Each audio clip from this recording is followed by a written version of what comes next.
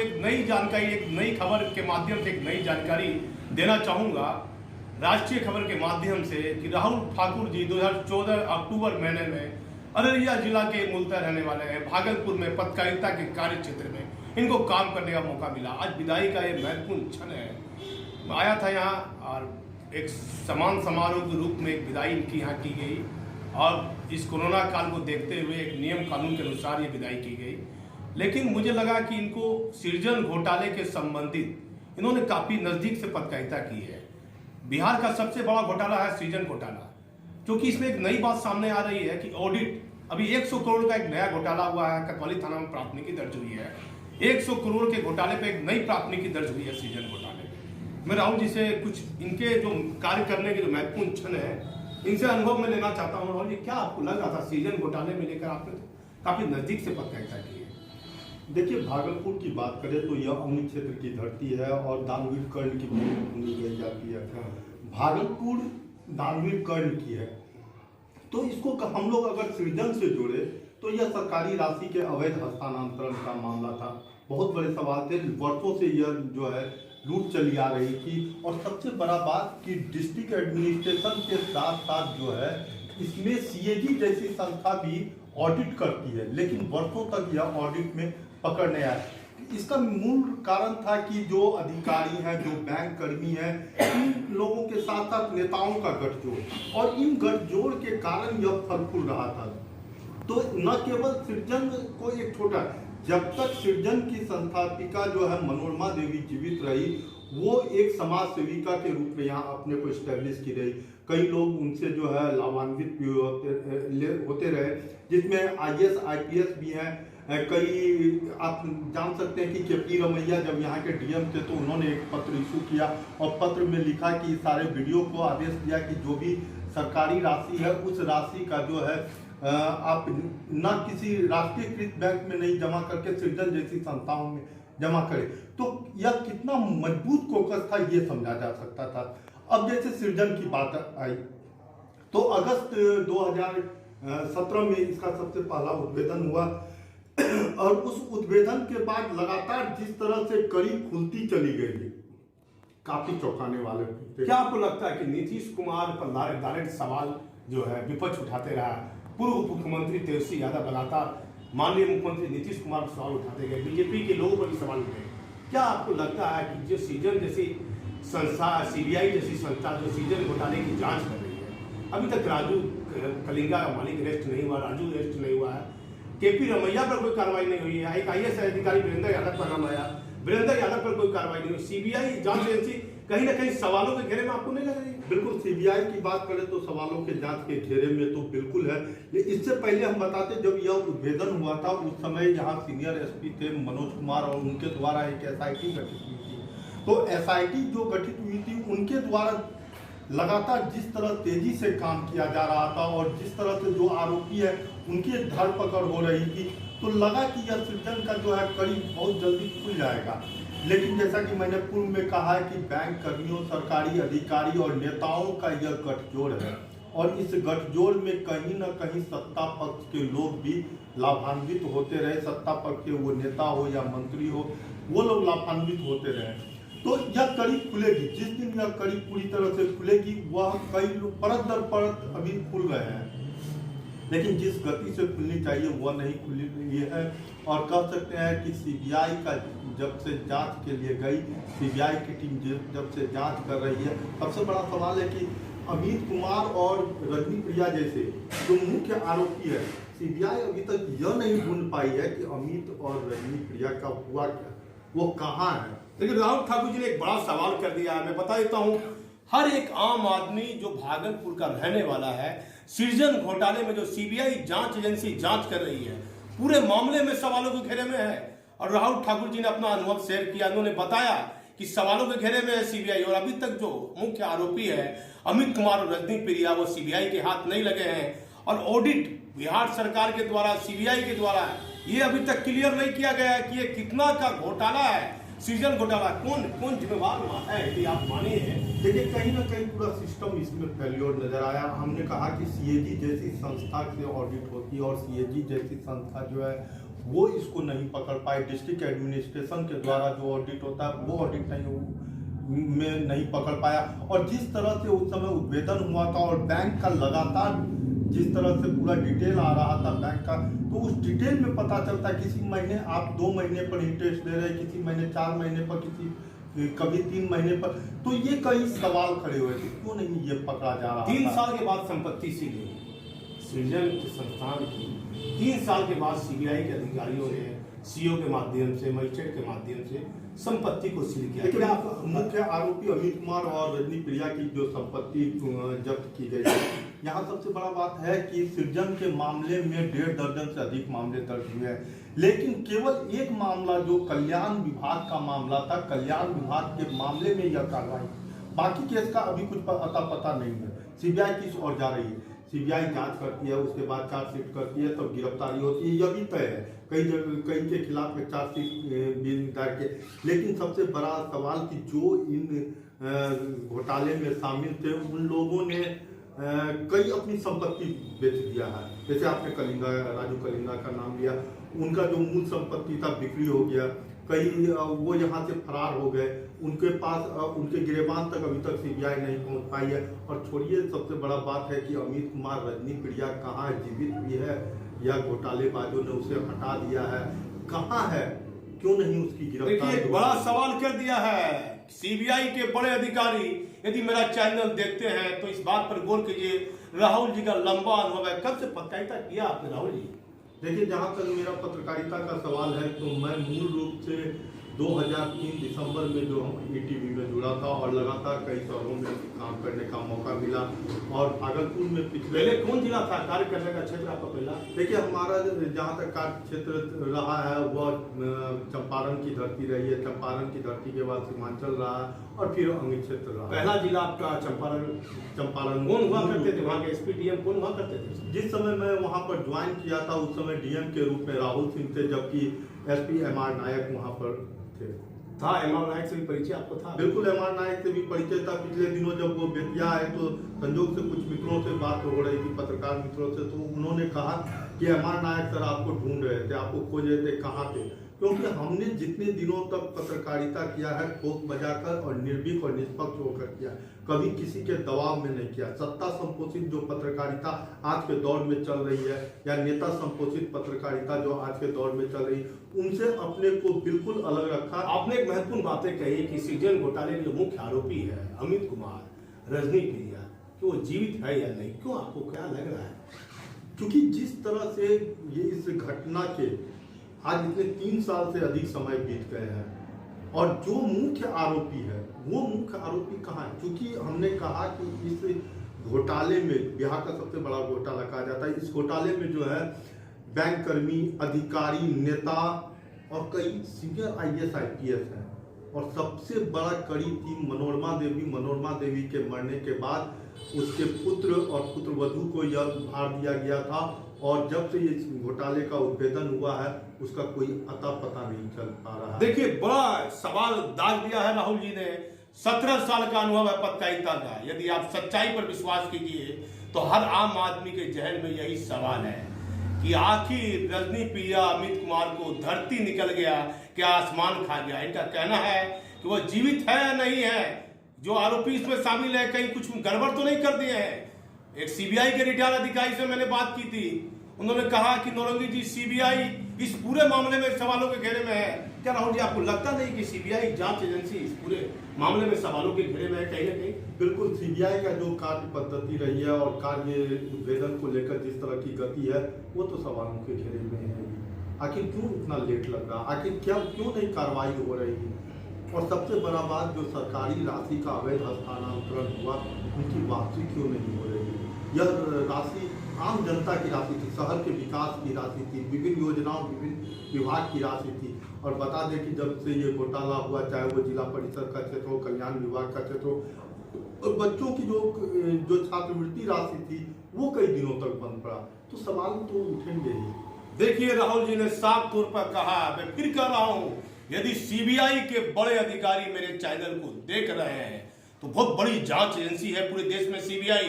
आम जनता का भरोसा सीबीआई से उठता दिख रहा है। मैं राहुल जी कुछ निजी जिंदगी पर आता हूँ, क्या जिसमें पत्रकारिता में आए आपने शादी की थी? देखिए बिल्कुल नहीं, पत्रकारिता में आने के बाद शादी। माता पिता इस कार्य से संतुष्ट थे? देखिए मैं जिस परिवार से बिलोंग करता हूँ, क्योंकि अगर मेरे 2 जनरेशन पहले जाए तो मेरी दादी जो है एमएलए रही हुई है। हालांकि उसके बाद कोई, क्या नाम था आपकी दादी? शांति देवी थी। हालांकि उसके बाद मेरा कोई जनरेशन जो है, चाहे पापा चाचा ये लोग पॉलिटिक्स में नहीं आए, हाँ पब्लिक रिलेशन फील्ड में रहे।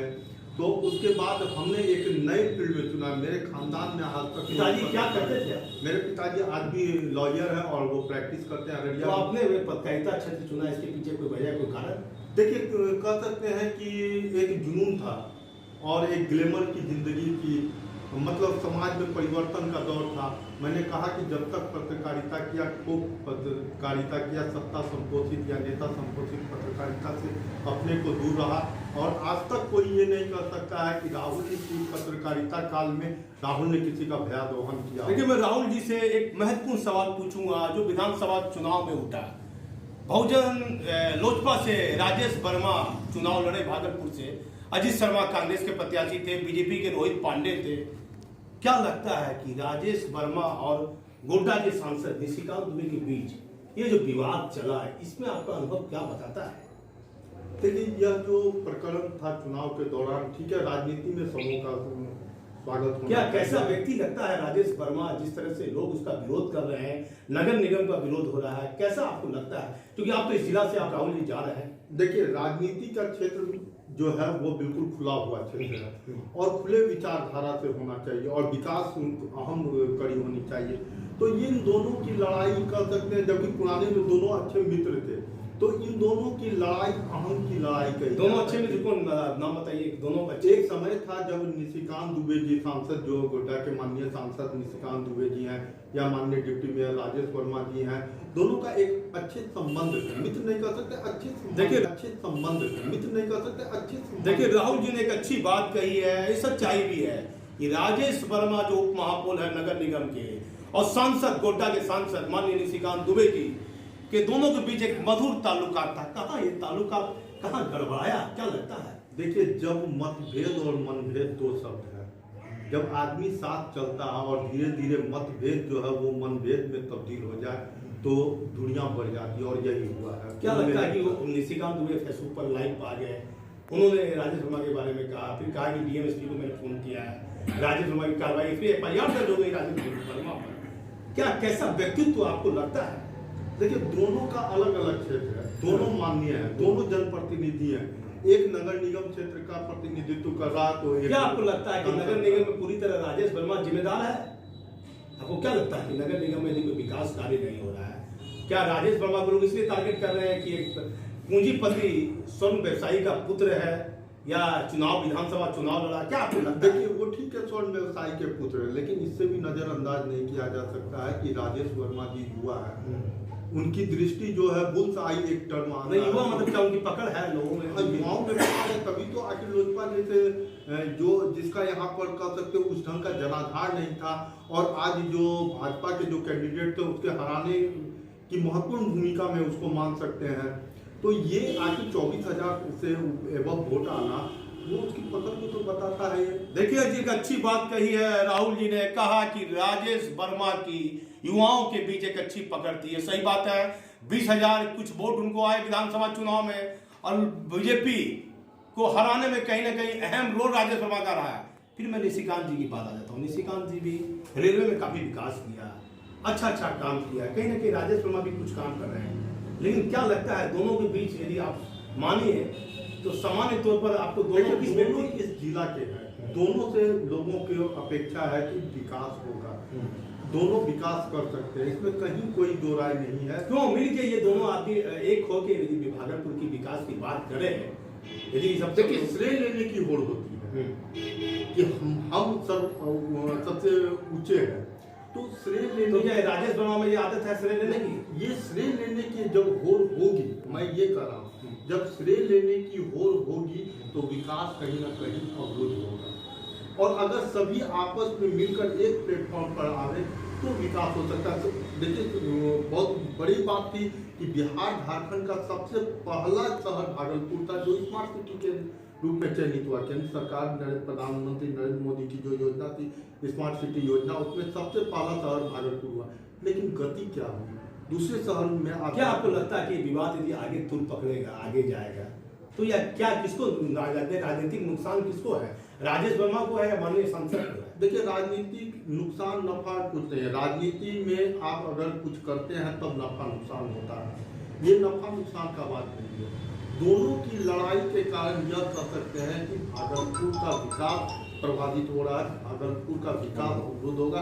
अगर दोनों में कोई किसी कारण मतभेद है तो उसको दूर करके एक अभी भी हो तो इस क्षेत्र का विकास हो सकता है। देखिए राहुल जी ने बहुत अच्छी बात कही कि राजेश वर्मा और गोड्डा के सांसद माननीय निशिकांत दुबे जी को, दोनों आदमी को एक मतभेद और मतभेद भुलाकर विकास के काम में, भागलपुर का जो विकास का काम रुका हुआ है, इसमें गति दे। मैं पूछूंगा आपसे, विधायक की बात आ गई, आप तो 2014 से जिला में अजीत शर्मा को कहीं ना कहीं आपने नजदीक से देखा होगा, कैसा भी कल कमल भी रात में अजीत शर्मा ने बांटा है। मेरी खबर चली थी कि देख तेरे संसार की हालत क्या हो गई भगवान, काफी गरीब लोगों की स्थिति खराब है। क्या रोल है भागलपुर के नगर विधायक अजीत शर्मा का? अभी तक भोलानाथपुर नहीं बना है, बताइए।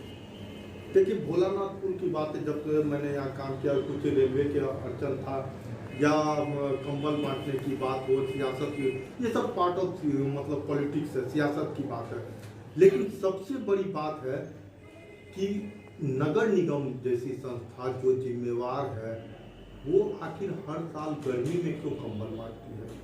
देख लिए माननीय मुख्यमंत्री जी, राहुल जी ने एक बड़ा सवाल कर दिया। मैं आपको कहता हूं कि आपके ऐसे ऐसे अधिकारियों की पोस्टिंग कर दी है, अच्छे जिलाधिकारी माने जाते हैं प्रणव कुमार, लेकिन एक बड़ा महत्वपूर्ण सवाल है कि हर बार जाड़ा जाने के बाद गर्मी में ही कम्बल वितरित क्यों होती है? क्या लगता है इसके लिए कौन सिस्टम में कौन दोषी है?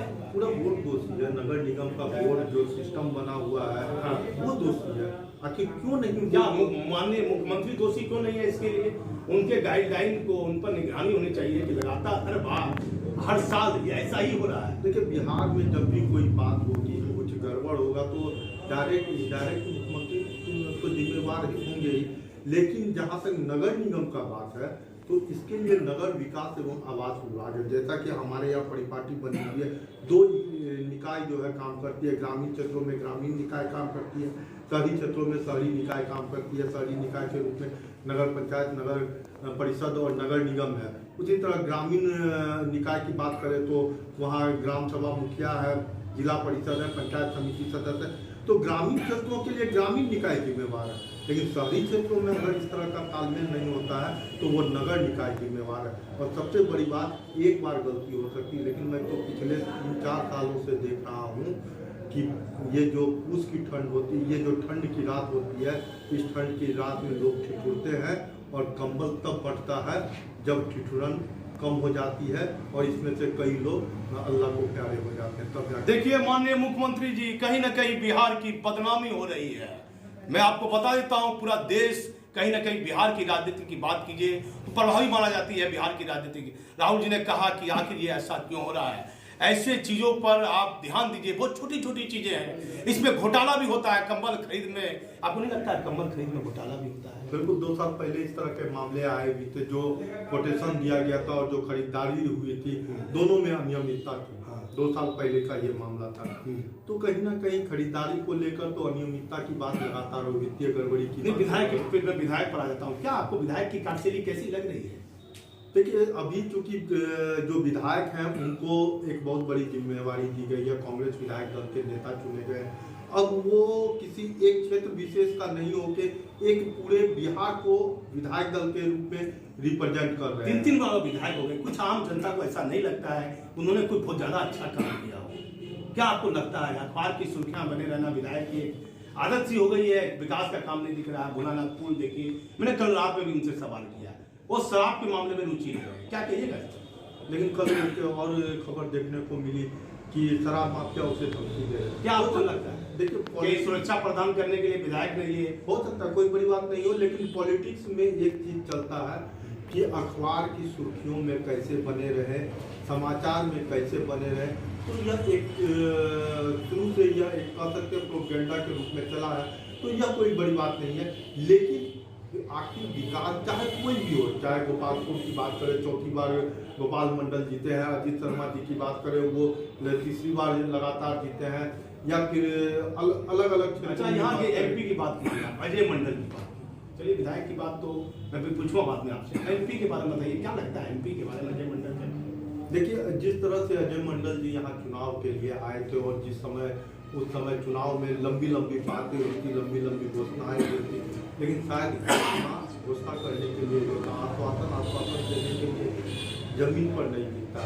अजय मंडल जी एक कह सकते हैं कि कहलगांव अनुमंडल क्षेत्र में एक्टिव रोल निभाए, लेकिन जिस तरह से उनकी गतिविधि जिले में या संसदीय क्षेत्र में होना चाहिए उसमें थोड़ी कमी दिख रही है। हालांकि हो सकता है कि आने वाले दिनों में इसमें वो सुधार करे, लेकिन जो स्थिति है, आप यहाँ से झारखंड को जोड़ने वाले NHFC की बात करें, अस्पताल और उनके मतलब जो पैतृक गांव है उस गांव से होकर सड़क है, लेकिन यहाँ से 30 किलोमीटर की दूरी कहलगांव जाना उसी तरह है।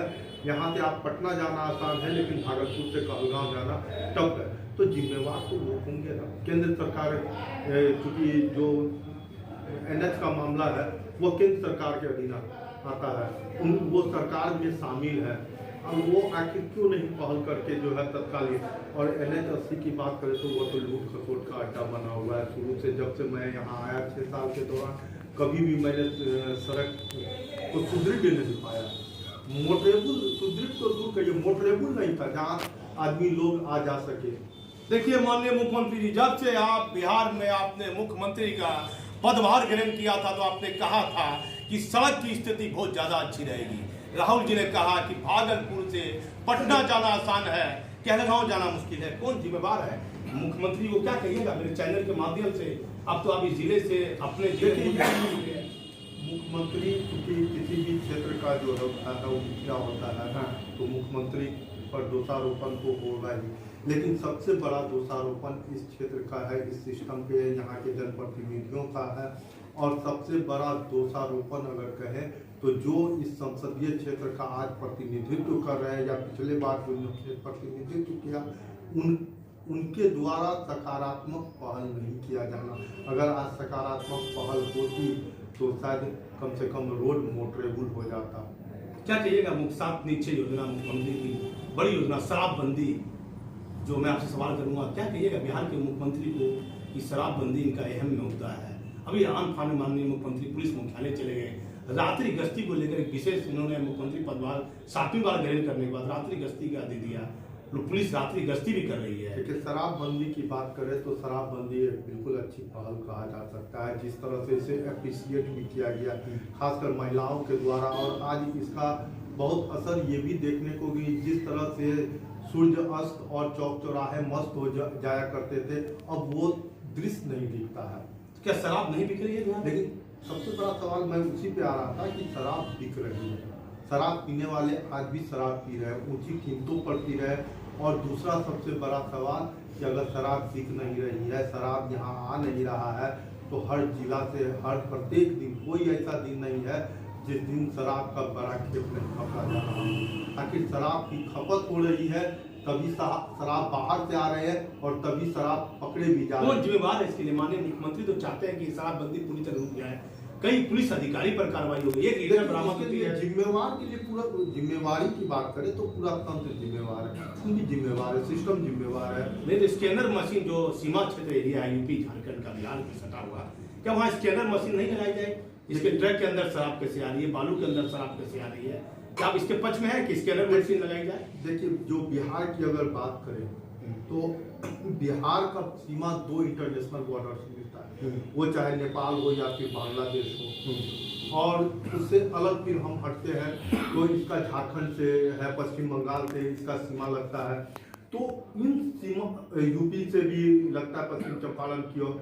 तो इन सीमाओं पर सबसे बड़ी बात है कि ये जो सीमा है ये पोरस है, खुला है, लोग कहीं से भी आ जा सकते हैं। तो हर जगह स्कैनर लगा पाना भी संभव। तो कैसे शराबबंदी कैसे सक्सेसफुल होगी? सामाजिक चेतना जरूरी होगा। तो इसमें सरकार पीछे है? बिल्कुल सामाजिक चेतना में कहीं ना कहीं पीछे है। सरकार ने एक पहल किया था, एक टोल फ्री नंबर दिया था। उस टोल फ्री नंबर पे अगर आप फोन करते हैं तो पटना से सीधे कार्रवाई होगी।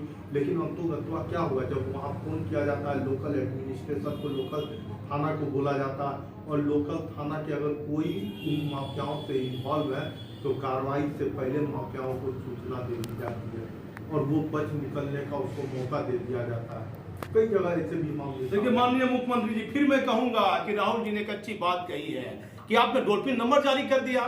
शराब माफिया शराब बेच रहा है, यदि थाने प्रभारी की भूमिका है तो वह वहां रेड करने नहीं जाएगा। क्या आपको लगता है कि थाना प्रभारियों की भूमिका पूरे बिहार में क्या है शराब के मामले में? देखिए सारे पर दोषारोपण नहीं किया जा सकता है। हाँ, लेकिन कहा तो करते हैं ना कि एक फल की टोकरी में अगर एक फल सड़ा हो, कैसे कम बिकेगी शराब? मान लीजिए जिस तरह अब तो हथियार भी मान लीजिए। मैंने कहा सामाजिक चेतना की जरूरत है, लोगों को जागरूक कैसे सामाजिक लोग कैसे जागरूक किया जाए? इसके लिए कई दिशा में पहल हो सकती है। क्योंकि गवर्नमेंट के द्वारा मद्य निषेध विभाग बनाया गया, मद्य निषेध विभाग को भी और ज़्यादा एक्टिव करना होगा। आप देखिए कि यही विभाग का जहाँ पहले रेवेन्यू जनरेट होती थी सबसे अधिक, आज रेवेन्यू जनरेट नहीं हो रहा है। ठीक है, तो एक पहल ये है कि रेवेन्यू लॉस करने के बाद गवर्नमेंट ने दूसरे सेक्टर से रेवेन्यू को जनरेट करने का जो है दिशा में काम करने शुरू किया। लेकिन शराबबंदी तभी सक्सेस होगा जब सामाजिक चेतना आएगी और इस पर जो भी संस्थाएं काम कर रही है, जो भी विभाग काम कर रहा है, उसको पूरी तरह से जो है एक्टिव होना होगा। देखिए राहुल जी ने फिर एक अच्छी बात कही कि सामाजिक चेतना बिहार में। माननीय मुख्यमंत्री जी, आप शराबबंदी कर रहे हैं, जिस तरह पुलिस विभाग पर आप पलेती बरत रहे हैं शराब के मामले में, तो लोगों को जागरूक कीजिए। सामाजिक चेतना इन्होंने कहा जरूरी बात है। राहुल जी मैं एक सवाल आपसे पूछता हूँ, 94 बेच के कई इंस्पेक्टर को, 2009 बेच के कई दरोगा को दागी बनाकर फील्ड से अलग कर दिया गया। आखिर दागी शब्द का प्रयोग कहीं पुलिस में नहीं है, और पुलिस फील्ड से हटाकर उनको अपराध अनुसंधान विभाग में भेज दिया गया, मद्य निषेध में भेज दिया गया, स्पेशल ब्रांच में भेज दिया गया। क्या आपको लगता है कहीं से तर्कपूर्ण निर्णय था?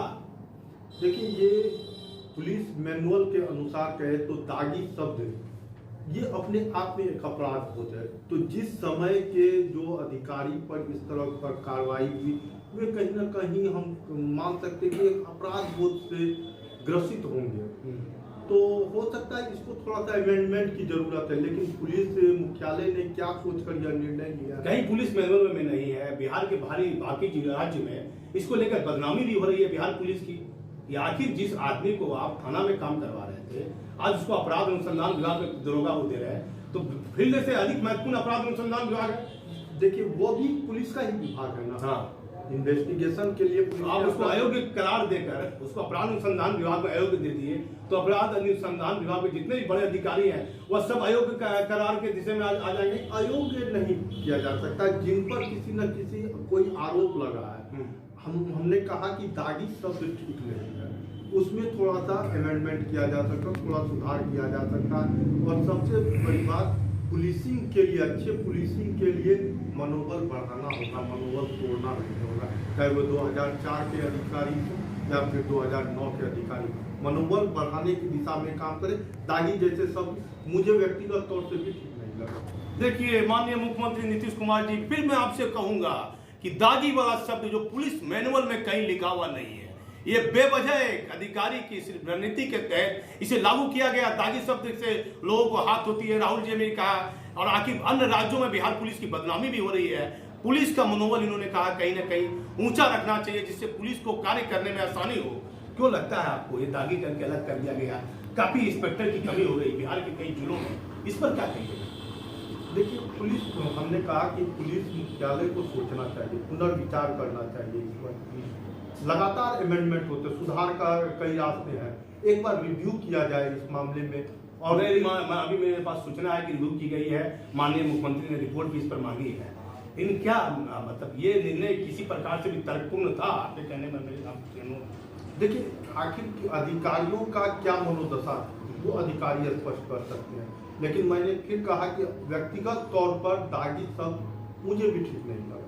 अच्छा, फिर मैं आपसे पूछता हूँ कि आपको क्या लगता है बिहार में नीतीश कुमार की जो सरकार है, विधि व्यवस्था की स्थिति के मामले में कैसी कार्यशैली, कैसा काम है नीतीश कुमार? देखिए नीतीश कुमार की बात करें तो नीतीश कुमार व्यक्तिगत तौर पे जो है बेदाग छवि के है। अपने निर्णय के कारण जाने जाते हैं। और आपको याद होगा कि जब 90 के दशक में यही बिहार था जहां अपराध काफ़ी चरम पर थे। आज भी आपराधिक आंकड़ा में कमी नहीं है, अपराध चरम पर थे।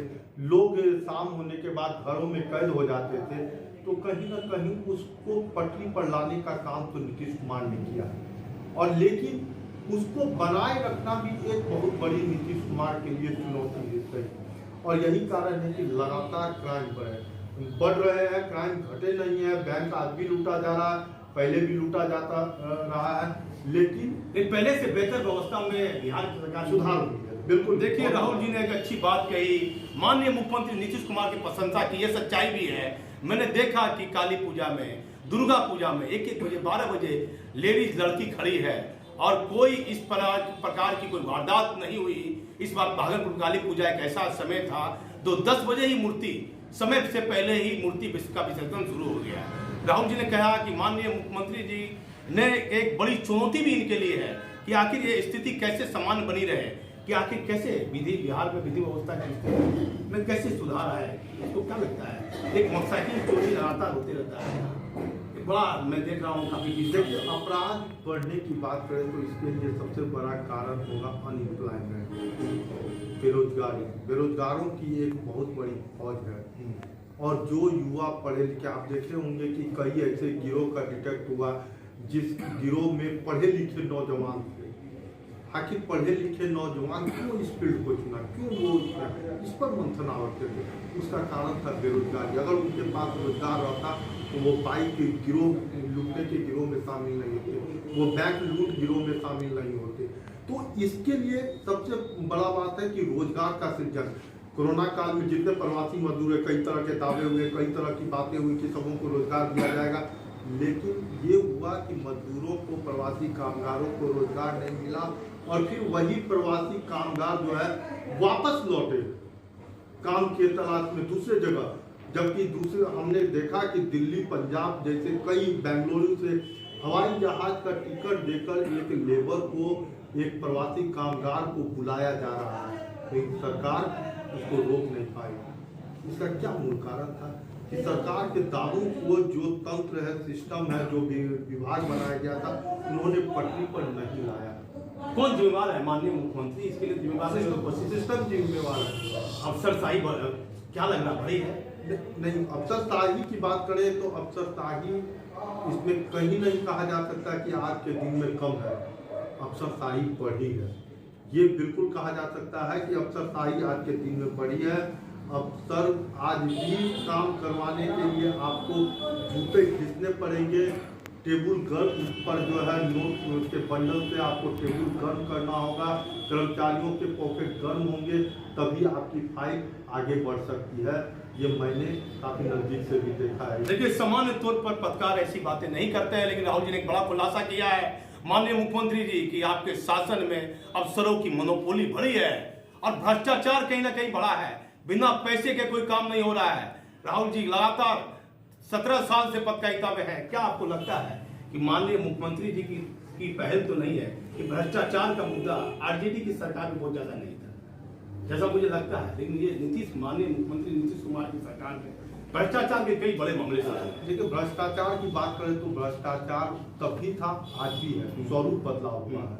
उस समय भी चारा घोटाला हुआ, पशुपालन घोटाला हुआ, कई तरह के घोटाले हुए, आज भी घोटाले हो रहे हैं। और ये कर सकते हैं कि पहले के तुलना में आज जो छोटे हैं, खासकर जो मिडिल क्लास फैमिली, लो क्लास फैमिली, उसे अपने योजनाओं का लाभ लेने के लिए अपने चप्पल खींचने पड़ते हैं। मेरा अंतिम सवाल आपसे रहेगा, 2 सवाल मेरा है, फिर मैं पूछूंगा कि आप भागलपुर में रहे, भागलपुर में आपको किस तरह का अपराध लगा और कौन अफसर से आप प्रभावित हुए जिसकी कार्यशैली अधिक रही? डीएम और एसपी और कमिश्नर, क्या आपको लगता है? डीआईजी भी थे, यहाँ आईजी भी थे, आप 2014 से इस जिला में आए, 2003 से आप पत्रकारिता में आए, क्या लगा भागलपुर की धरती पर? ये अंक की धरती है, करण की धरती है, क्या आपको लगा? देखिए, भागलपुर अगर जर्नलिस्टिक पॉइंट ऑफ व्यू से पूछे तो न्यूज पॉइंट ऑफ व्यू से भागलपुर काफ़ी फर्टाइल एरिया है, एजुकेशनल हब है, 2 यूनिवर्सिटी है यहाँ।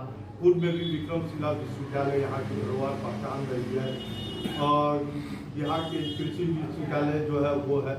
लेकिन हम बात करें कि अपने पिता की कौन से अधिकारी मुझे प्रभावित किया यहाँ या जिसका काम अच्छा आपको लगा? काम लगा, तो मैं कह सकता हूँ कि क्योंकि हम लोगों ने जब तक IAS IPS का काम देखा था, उन IAS IPS में जो है कहीं ना कहीं मुझे विकास वैभव का काम जो है थोड़ा सा अलग दिखा। वो अलग इन द सेंस ये अलग दिखा कि पहले लोग DIG को एक इन्वेस्टिगेटिव ऑफिसर समझते थे, लेकिन उन्होंने अपने यहाँ दरबार लगाया, लोग फरियादियों की फरियाद वहाँ करते थे, फिर वो एक नए चेन का इजाद किया, कह सकते हैं कि एक नए चेन जो इससे पहले मुझे और जगह देखने को जोन में IG का पद भी था, क्या आपको लगा?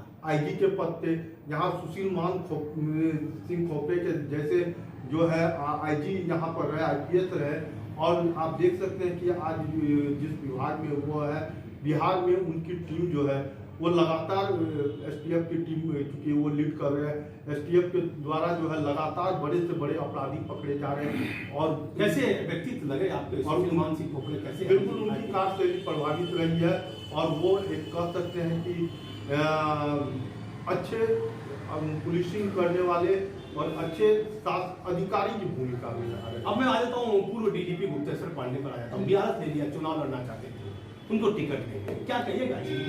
देखिए, सियासत होता है, जो सियासी चाल को, सियासी मकर जाल को नहीं समझ सका, वो उसमें उलझ गया। देखिए, राहुल जी ने एक बड़ी बात कही कि गुप्तेश्वर पांडे पूर्व DGP, मेरे भी अच्छे ताल्लुकात हैं उनसे, वह मकर जाल के राजनीतिक को मकर जाल को नहीं समझ सके और BRS ले लिया, लेकिन टिकट उनको नहीं मिला।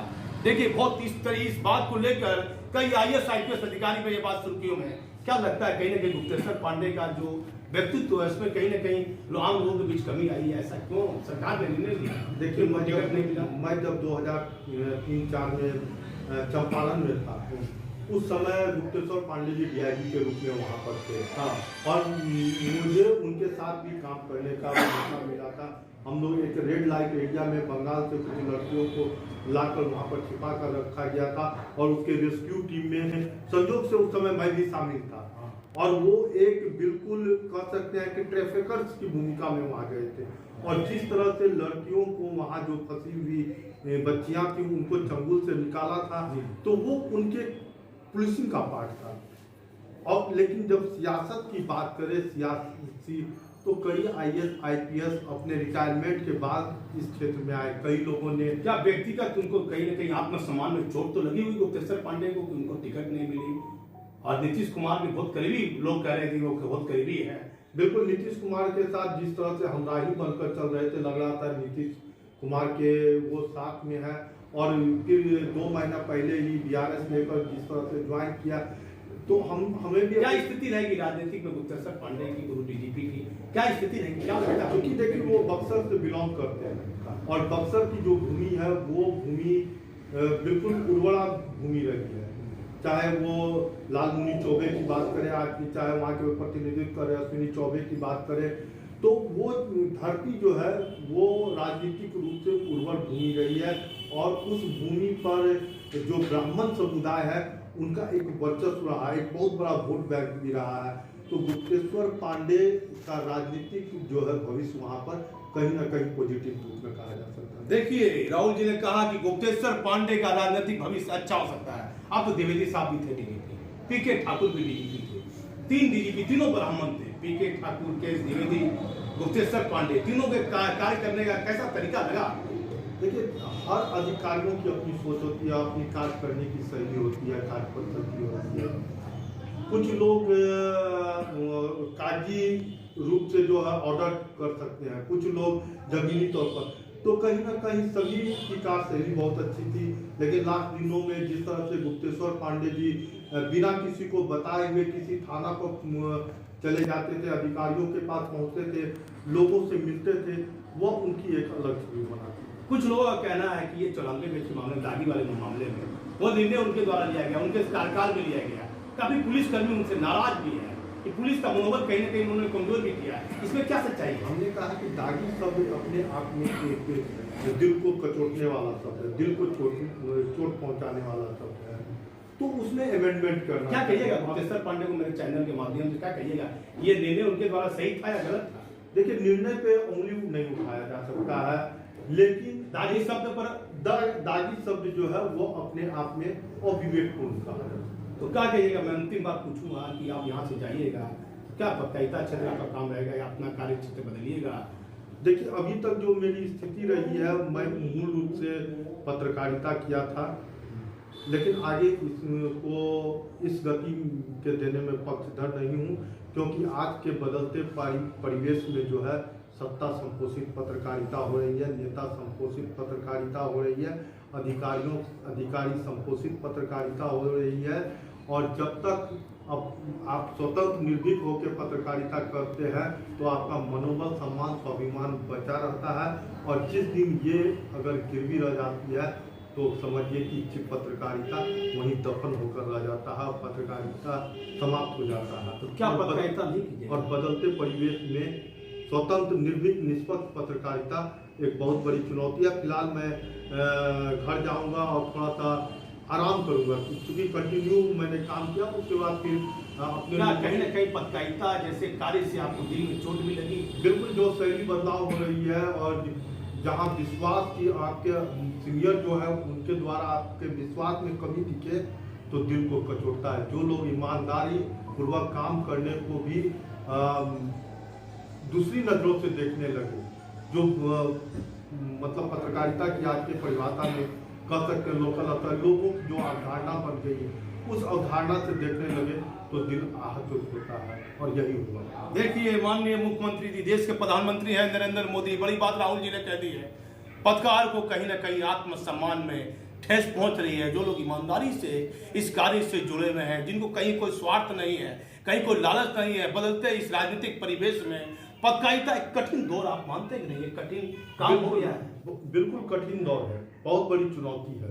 बड़े बड़े मीडिया जो चल रहे हैं वो कॉर्पोरेट घरानों के द्वारा चल रहे हैं। बंद एसी कमरे में जो है वो फरमान वहाँ से जारी करते हैं, क्या करना है, क्या नहीं करना है, क्या दिखाना है, धरातल पे जो हो रहा है उसको किस रूप में मोड़ना है, ये तय ऊपर कॉर्पोरेट घराने के लोग करते हैं। और यही कारण है कि पत्रकारिता का स्वरूप लगातार तो चौथा स्तंभ भी सवालों के घेरे में है। बिल्कुल कहा जा सकता है, शुरू से सवालों के घेरे में रहा है। और जिस तरह से आज सोशल मीडिया जो है लगातार हावी हो रहा है, उसका एक बहुत बड़ा कारण है कि जब ये कटघरे में खड़ा हुआ तो सोशल मीडिया पर लोगों ने अपनी भड़ास निकाली और लोग आज उसे पसंद कर रहे हैं। लेकिन राहुल जी ने एक अच्छी बात कही है, एक नई बात कही है, जो भी देश के कई किसी लोगों ने नहीं कही थी। कॉर्पोरेट धना बड़े लोग इस धंधे में आ गए हैं, और वहां से इशारा जो होता है चौथा स्तंभ कहीं ना कहीं सवालों के घेरे में है। ये सच बात है। बड़े बड़े चैनल को मैंने देखा कि चुनाव के समय की कभी किसकी सरकार बना रहे थे, कभी किसकी सरकार बना रहे थे। क्या ये काम पत्रकारिता का है कि आप ये बता रहे हैं कि इसको इतनी सीट मिलेगी? क्या लगा आपको इस बार जो चैनल में? देखिए, ओपिनियन पोल और एग्जिट पोल जो होता है वो किया जाता है, और सही ये नहीं है कि ओपिनियन पोल सही ही हो जाए। एग्जिट पोल जो पत्रकारिता धर्म बताता है कि आप एग्जिट पोल दिखाइए। जी, ये तो बताता है कि आप एग्जिट पोल दिखा सकते हैं, लेकिन एग्जिट पोल का यही आप महागठबंधन की सरकार पूरे बड़े बड़े चैनल बना रहे थे। एग्जिट पोल का तरीका क्या है वो उस पर मंथन की आवश्यकता है। बदलते समय के अनुसार आपको सर्वे के काम में भी बदलाव लाना है। और आज मैं तो देखता हूँ कि जब जो सर्वेयर होते हैं, जो सर्वे करने के लिए निकलते हैं, क्योंकि उनको भी 1000 या 500 की संख्या पुराना होता है, तो वो बैठे बैठे कल्पना के आधार पर या उनके जो कॉन्टैक्ट है उसके आधार पर वो चंद लोगों के दिमाग की उपज हो जाती है। मैं आपके निजी जिंदगी में प्रवेश करता हूँ। शादी के बाद कितने बाल बच्चे आपको? देखिए, मुझे एक बेटी है। क्या बेटी को पढ़ा रहे थे यहाँ? बिल्कुल, मैं बेटी को यहाँ पढ़ा रहा था। किस स्कूल में? कार्मेल स्कूल में। वो 6th क्लास में। बड़ी परेशानी आपको सामना करना पड़ेगा। बड़ी स्कूल है कार्मेल स्कूल, वहाँ को ट्रांसफर करवाने में बड़ी परेशानी का सामना। बिल्कुल, कहीं ना कहीं ये भी एक संघर्ष का दौर है। लेकिन जब मैं यहाँ से जाऊँगा तो जहाँ तक चूंकि मेरी एक बच्ची है और मैं उसे अच्छी से अच्छी शिक्षा देने का कोशिश करूँगा, चाहे वो लोकल स्तर पर हो या फिर बाहर। कोरोना महामारी में सभी से बच्चों से फीस लिए गई और वो फीस माफी नहीं हुई। क्या आपको लगता है इस बिंदु पर कुछ भी प्रकाश चाहिए? देखिए, बिल्कुल ये बहुत बड़ा मुद्दा था, दोनों पक्ष का है इसमें, कि एक अभिभावक पक्ष को भी हम देखें, स्कूल पक्ष को भी देखें, क्योंकि स्कूल से भी कई परिवार जुड़े होते हैं। तो उनको भी पैसे की जरूरत है। अभिभावकों को भी कोरोना काल में जिस तरह से वित्तीय संकट से जूझना पड़ा, तो वैसे भी उनको स्कूल फीस देना टफ था। तो दोनों के दृष्टिकोण से देखा जाए तो अभिभावक को भी थोड़ा सा रिबेट मिलना चाहिए और स्कूल प्रबंधन को भी चाहिए कि अभिभावक को रिबेट दे और वो तब फीस। किस तरह का रिबेट है, आपको क्या लगता है? मतलब आप हाफ फी ले सकते हैं, एजुकेशन ट्यूशन फी ले सकते हैं, लेकिन आप इस तरह से सारा फी ले रहे हैं जबकि आपके इंफ्रास्ट्रक्चर को किसी ने यूज नहीं किया। कोरोना काल में क्लासें नहीं चली, आप ऑनलाइन एजुकेशन दे रहे थे, ऑनलाइन एजुकेशन में जब फीस ले रहे हैं प्राइवेट स्कूल सरकारी स्कूल, इसके लिए कौन जिम्मेवार है? आप क्या बिहार सरकार?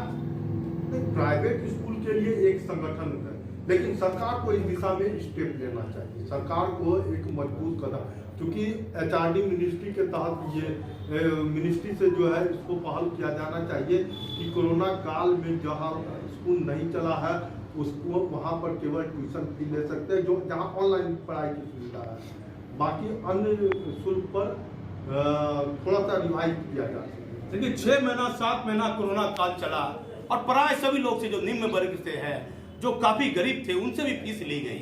आखिर माननीय मुख्यमंत्री जी इस बिंदु पर आपको ध्यान देना चाहिए, जिससे कहीं ना कहीं आपका वोट बैंक भी प्रभावित होगा।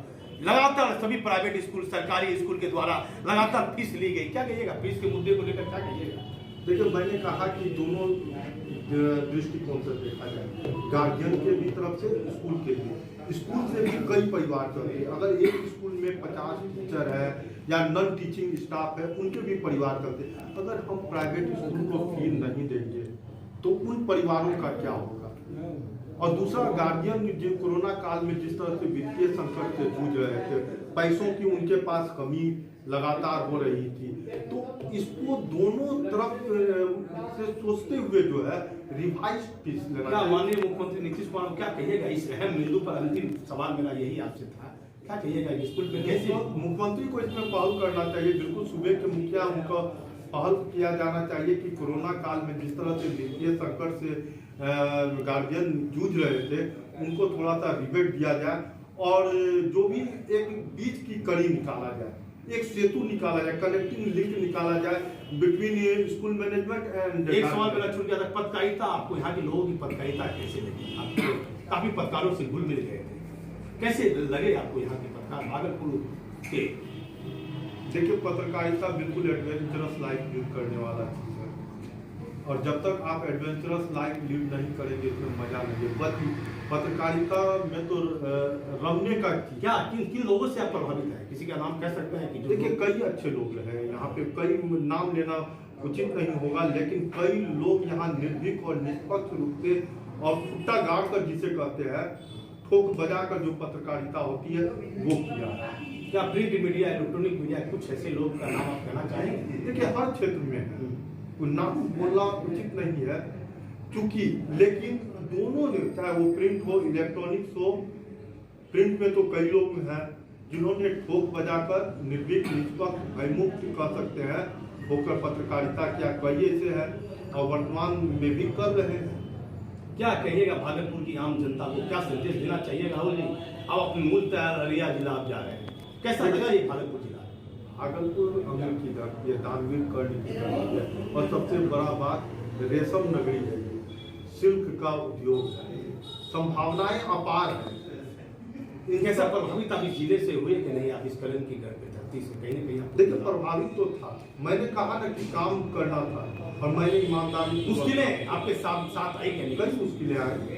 देखिए जब आप भीड़ में निकलते हैं तो आपके टांग खींचने वाले भी होते हैं, आपको डिस्करेज करने वाले भी होते हैं, लेकिन जो पथिक होता है वो अपना रास्ता तलाशता है। और मैंने एक टर्म यूज किया था, बुलसाई, शूटिंग प्रतिस्पर्धा के लिए यूज होती है।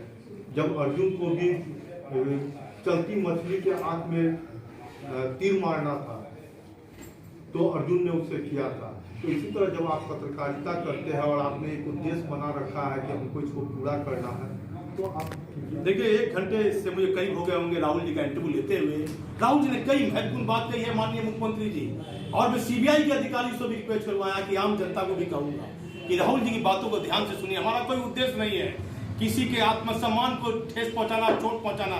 राहुल जी की बातों को मैंने आम जनता, यहाँ के अधिकारियों और बिहार के माननीय मुख्यमंत्री तक रखी है। यदि इनकी बात आप मेरे चैनल के माध्यम से आप तक जाती है तो कहीं ना कहीं इस पूरी व्यवस्था में सुधार की आवश्यकता है। मैं भागलपुर से दीपक नौरंगी।